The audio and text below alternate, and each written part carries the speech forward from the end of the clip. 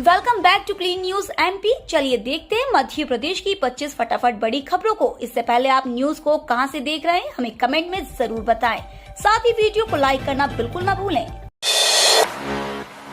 मध्य प्रदेश में 1 लाख सरकारी पदों पर जल्द भर्तियां होंगी। देश की $5 ट्रिलियन की अर्थव्यवस्था बनाने के लिए मध्य प्रदेश $550 बिलियन का योगदान देगा।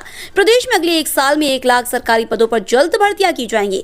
हितग्राही मूलक योजनाओं के लक्ष्य 100% प्राप्त करने के लिए विशेष अभियान चलाया जाएगा। पूंजीगत व्यय के लिए 48,000 करोड़ रुपए का प्रावधान किया गया है। कृषि विविधीकरण के लिए किसानों को प्रोत्साहित किया जा रहा है। आंगनवाड़ी में हर माह 10 दिन लिया जाएगा बच्चों का शारीरिक माप। महिला एवं बाल विकास विभाग 10 दिवसीय मासिक शारीरिक माप अभियान शुरू कर रहा है। इसके तहत हर माह 11 तारीख से अगले 10 दिन तक आंगनवाड़ी केंद्रों में बच्चों का शारीरिक माप लिया जाएगा। विभाग ने इस संबंध में जिला कार्यक्रम अधिकारियों को निर्देश जारी कर दिए हैं और बाल विकास परियोजना अधिकारियों को परियोजना क्षेत्र के 10 आंगनवाड़ी केंद्रों में हर माह 5-5 बच्चों का क्रम रहित शारीरिक माप लेकर पुष्टि करने को कहा है। वहीं जिला कार्यक्रम अधिकारी को अभियान अवधि में 10 आंगनवाड़ी केंद्रों का निरीक्षण कर रिपोर्ट देनी होगी।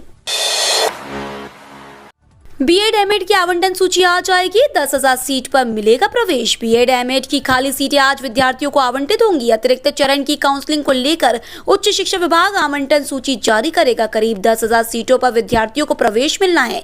आवंटन के पश्चात छात्र छात्राओं को फीस जमा करना है। विभाग ने इसके लिए 5 दिनों का समय दिया है। 13 अगस्त शाम 5 बजे तक ऑनलाइन फीस भरना है। भोपाल में पथ विक्रेता और ठेला चालकों की पंचायत होगा। पंचायत और नगरीय निकाय चुनाव के बाद मध्य प्रदेश में फिर पंचायतों का सिलसिला शुरू हो रहा है। मुख्यमंत्री आवास में पथ विक्रेता और ठेला चालकों की पंचायत का आयोजन होगा। इसमें मुख्यमंत्री शिवराज सिंह चौहान ठेला चालकों से संवाद करेंगे और उनकी समस्याओं को हल भी करेंगे। इस पंचायत में हितग्राहियों के स्वजनों को भी आमंत्रित किया गया है। पंचायत में 5,000 से अधिक ठेला संचालकों के आने की संभावना है। बजट में ग्रामीण और कम लंबाई की सड़कों को मिलेगी प्राथमिकता। शिवराज सरकार के बजट में प्रदेश में ग्रामीण और कम लंबाई की सड़कों को प्राथमिकता दी जाएगी।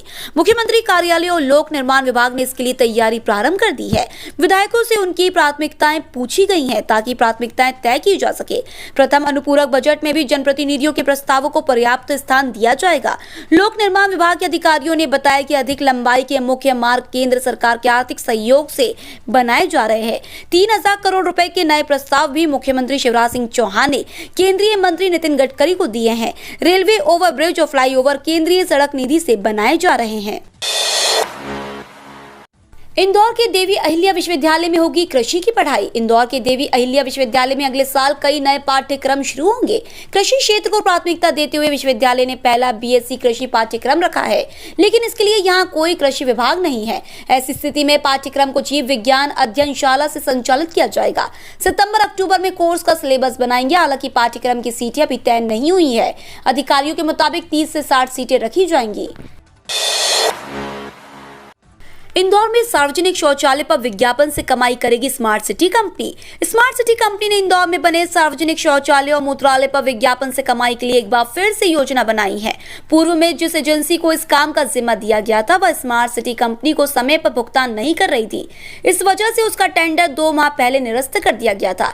अब स्मार्ट सिटी कंपनी द्वारा नए सिरे से टेंडर जारी किया जा रहा है। कंपनी द्वारा इस बार उन सार्वजनिक शौचालय और मूत्रालय को शामिल किया गया है जो सार्वजनिक स्थान पर है और जहाँ विज्ञापन लगाने की संभावना ज्यादा है। ग्वालियर में 15 अगस्त तक खाली होंगे 201 आवास। सितंबर में शुरू होगा स्टेशन का पुनर्विकास। रेलवे स्टेशन के पुनर्विकास का काम 440 करोड़ 96 लाख रुपए की लागत से आगामी सितंबर माह से शुरू कर दिया जाएगा। इस परियोजना के लिए प्लेटफॉर्म क्रमांक 1 व 4 की तरफ बने 201 आवासों को तोड़ा जाना है। इनमें से 122 आवासों को खाली कराने के लिए 15 अगस्त तक की समय सीमा दी गई है।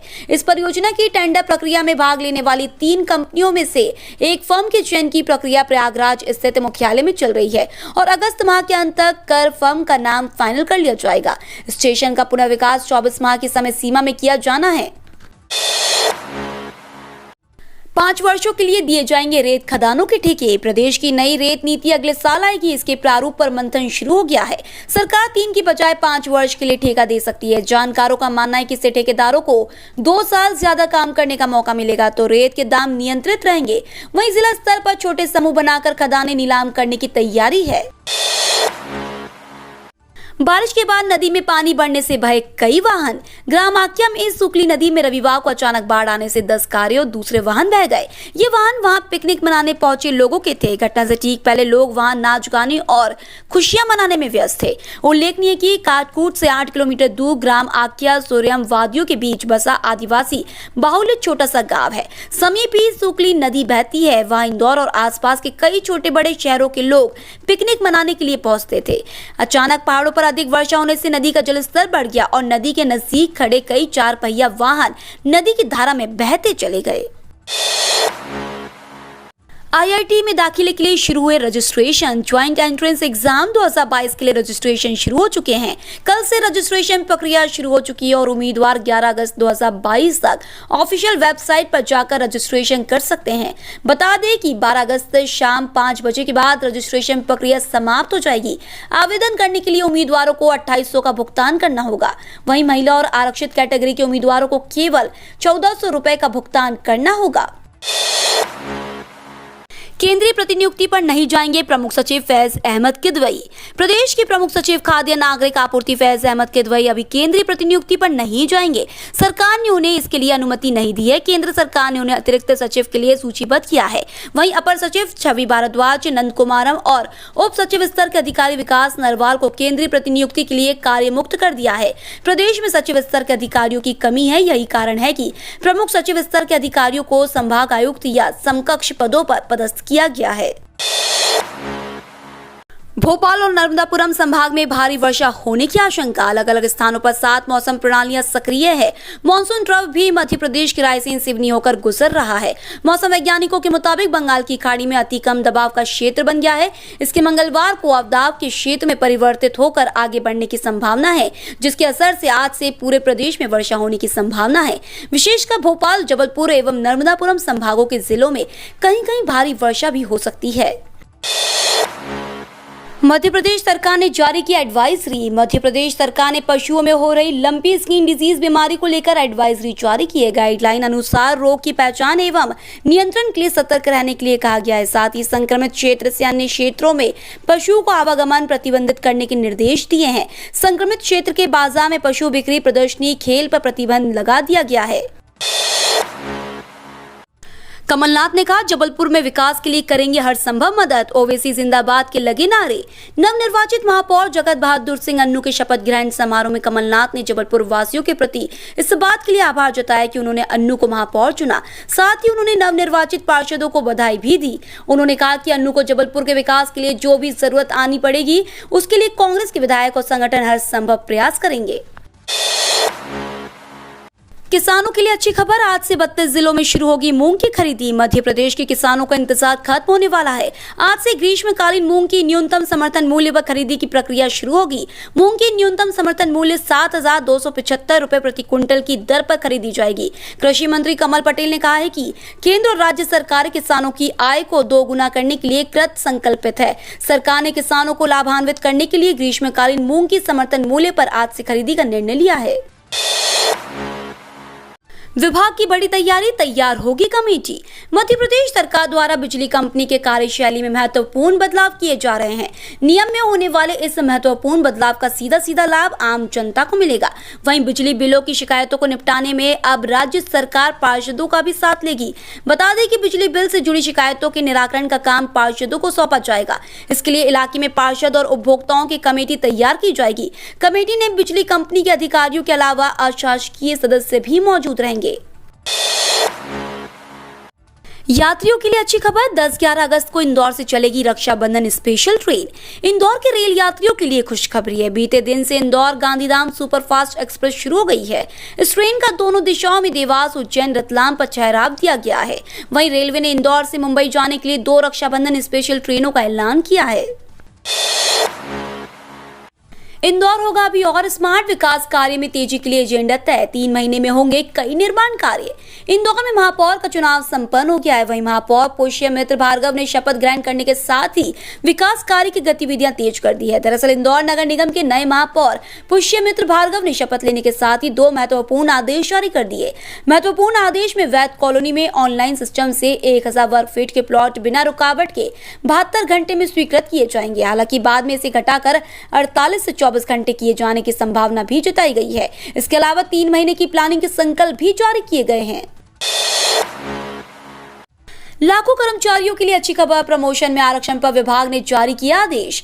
देश के लाखों कर्मचारियों के लिए बड़ी अपडेट सामने आई है। दरअसल प्रमोशन में आरक्षण को लेकर विभाग द्वारा स्पष्टीकरण जारी किया गया है। दरअसल पीडब्ल्यूडी के लिए पदोन्नति में आरक्षण का मामला काफी समय से देश के विभिन्न न्यायालयों में चर्चा के अधीन है। इसी बीच रेलवे ने प्रमोशन में आरक्षण को लेकर नियम और निर्देश तय किए हैं।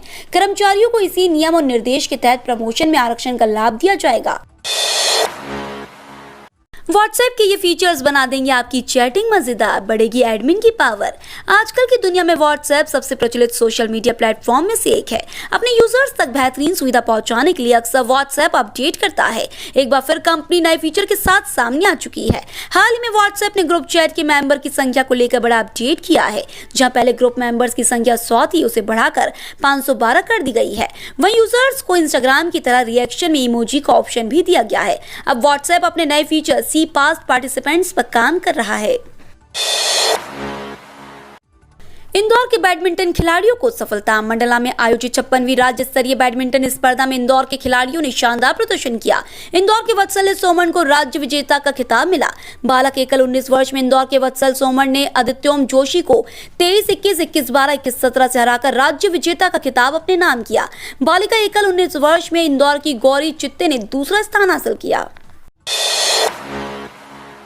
श्रावण मास में भगवान महाकाल की आखिरी सवारी आज। ज्योतिर्लिंग महाकाल मंदिर से आज शाम 4 बजे श्रावण मास की आखिरी सवारी निकलेगी। सवारी में भगवान महाकाल भक्तों को 4 रूपों में दर्शन देंगे। अवंतिका नाथ चांदी की पालकी में चंद्रमौलेश्वर, हाथी पर मन महेश, गरुड़ रथ पर शिव तांडव और नदी पर उमा महेश रूप में सवार होकर नगर भ्रमण के लिए निकलेंगे। 15 अगस्त को भादो मास की पहली और 22 अगस्त को शाही सवारी निकलेगी। पुस्तकों के मंदिर में तैयार हो रहा देश का भविष्य। एक तरफ न्याय का मंदिर और दूसरी तरफ किताबों का, दोनों की दीवारें सटी हुई। किताबों के मंदिर के प्रवेश द्वार पर बौद्ध वाक्य लिखा है, अच्छी पुस्तकें जीवन देव प्रतिमाएं, उनकी आराधना से तत्काल प्रकाश और उल्लास मिलता है। दूसरी ओर लिखा है, एक चीज जो आपको बिल्कुल सही जाननी चाहिए, वह है लाइब्रेरी का पता। तो इसी पते पर कदम चल पड़े। यह ऐतिहासिक भवन था शासकीय श्री अहिल्या केंद्रीय पुस्तकालय, जो सफेद कोठी के नाम से जाना जाता है। 1 माह में रिंग रोड का पहला हिस्सा बनाने के लिए होगा टेंडर, 2 ब्रिज भी बनेंगे। जबलपुर में रिंग रोड बनाने का काम जल्दी शुरू होगा। पहला हिस्सा मानेगांव से बरेला के बीच 18 किलोमीटर का बनेगा। इसकी लागत 450 करोड़ रुपए होगी। 1 माह के अंदर इस सड़क के लिए राष्ट्रीय राजमार्ग प्राधिकरण की तरफ से निविदा निकाली जाएगी। रिंग रोड में नर्मदा पर 1 किलोमीटर लंबा ब्रिज और गौर नदी पर 1 ब्रिज बनेगा। अगले 2 साल में यह सड़क बनकर तैयार हो जाएगी। ये तो थी आज की 25 फटाफट बड़ी खबरें। अगर आपको न्यूज पसंद आई हो तो चैनल को सब्सक्राइब करना ना भूले। धन्यवाद।